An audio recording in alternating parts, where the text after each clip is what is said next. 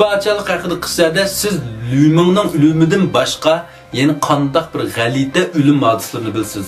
Qissa haqida bayon. Bu qissada asosli janglar ko'p, janglar nihoyat nurg'un.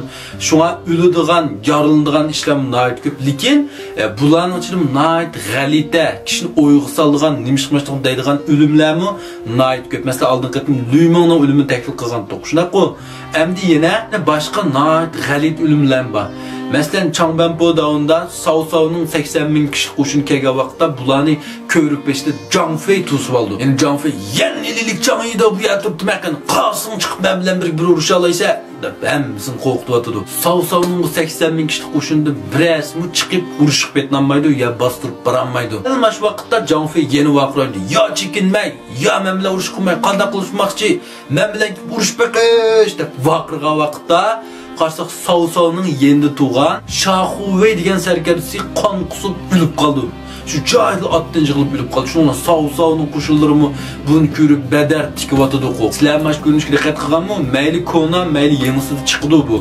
Endi bu yerda bu Sao-Huijinni bu kichigidan tortib yurak kesilva, teni ojiz.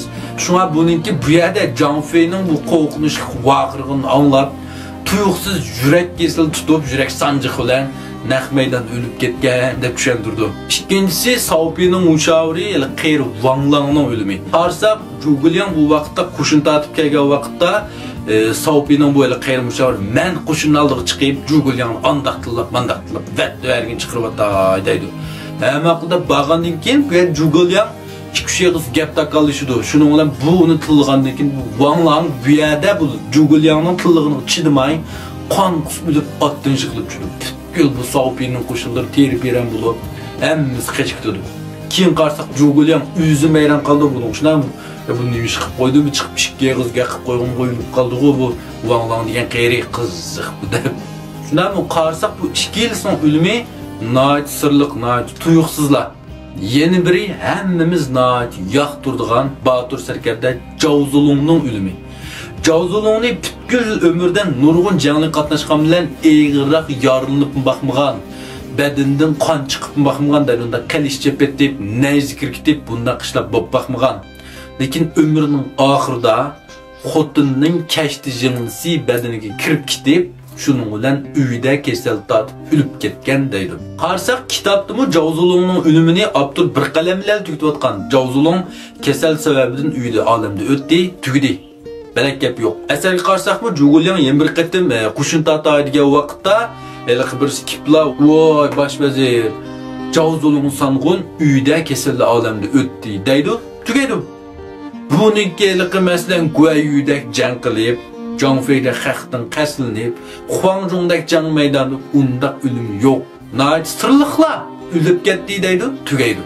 Şu an nurg'unlarmi Zhao Zulungning o'limiga tazbek ichidan bir xil qoyil emas. Shunaqo. Hamda shunga shundaq sirliq o'limlarni tahlil qilishga, razvedka qilishga amroq do'stlarimizga jondagi birinchi nomerlik razvedchik Sherlock Holmesning 8 tomlik kitobini aran 56 koy kirasiz deb keldim.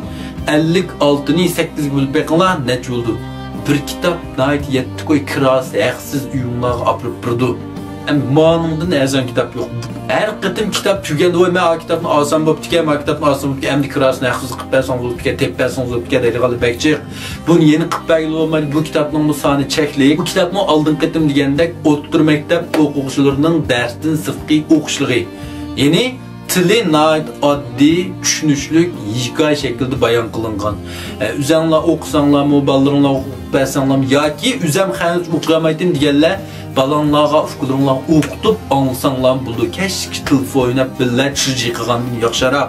O'ylab beqinglar, jahondagi birdan-bir mangulik sovg'at kitob. Ya'ni sizlar boshqalarga kitobdan qimmat necha ming ko'y, necha 10 ming ko'ylik narsalarni sovg'a qilgan bo'lsanglarmi, necha yillar o'tgandan keyin bu narsalarni tashlab o'tishi yoki boshqalar yo'qolib ketishi mumkin.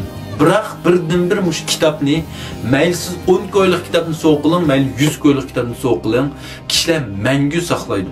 Uyning igiz ishkapni ep qo'yib, maynat top ketmasin, jitlib ketmasin, palan sovg'a qilgan deb turib saqlaydi. Shunga kitobni yoqtiradigan do'stlarimiz, yolg'iz kechki bu kitobning Uyg'urchasi yo'q-ki, bu kitob andaqga, mandaqga deb quruq banan topmay, aldıdan setib olinglar. Kitap bo'lsa, sizlar o'qishinglar mumkin, o'qimasliginglar mumkin. Lekin uyinglarda kitob bo'lmasa, muqarrar o'qimaysizlar.